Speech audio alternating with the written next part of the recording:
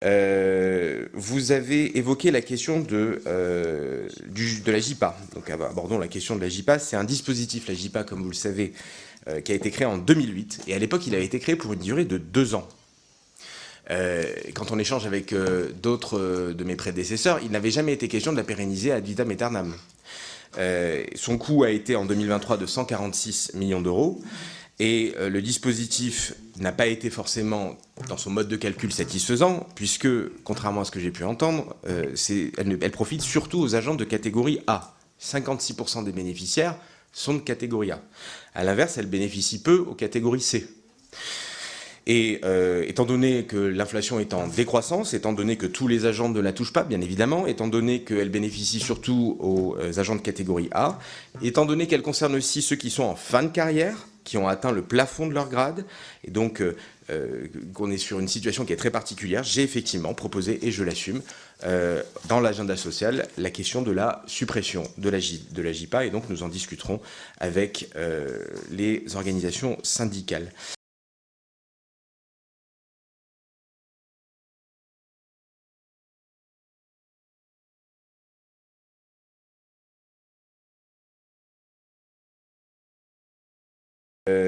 Vous avez évoqué la question de la JIPA. Donc abordons la question de la JIPA. C'est un dispositif, la JIPA, comme vous le savez, qui a été créé en 2008.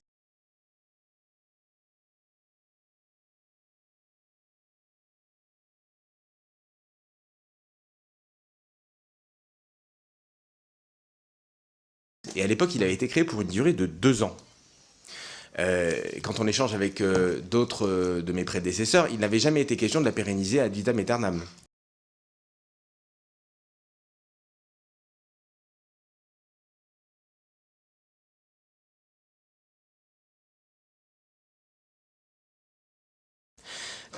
Son coût a été en 2023 de 146 millions d'euros.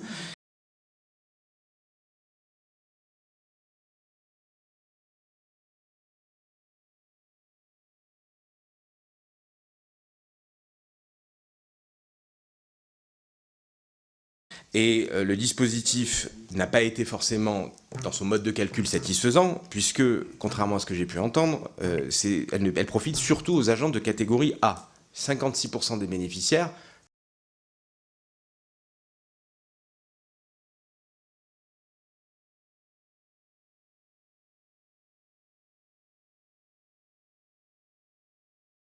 À l'inverse, elle bénéficie peu aux catégories C.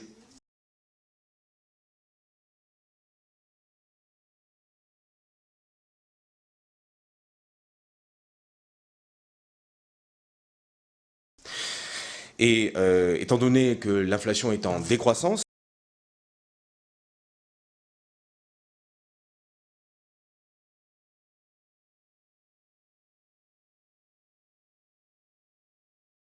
étant donné que tous les agents ne la touchent pas, bien évidemment,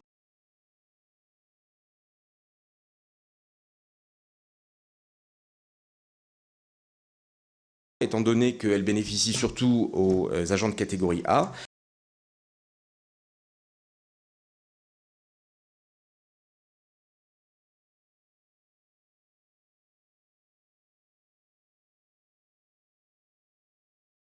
étant donné qu'elle concerne aussi ceux qui sont en fin de carrière, qui ont atteint le plafond de leur grade,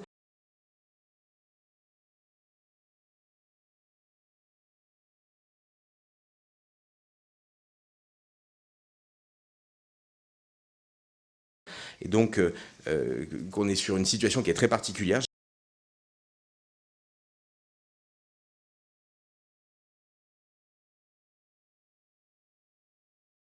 J'ai effectivement proposé, et je l'assume, dans l'agenda social, la question de la suppression de la JIPA, et donc nous en discuterons avec les organisations syndicales.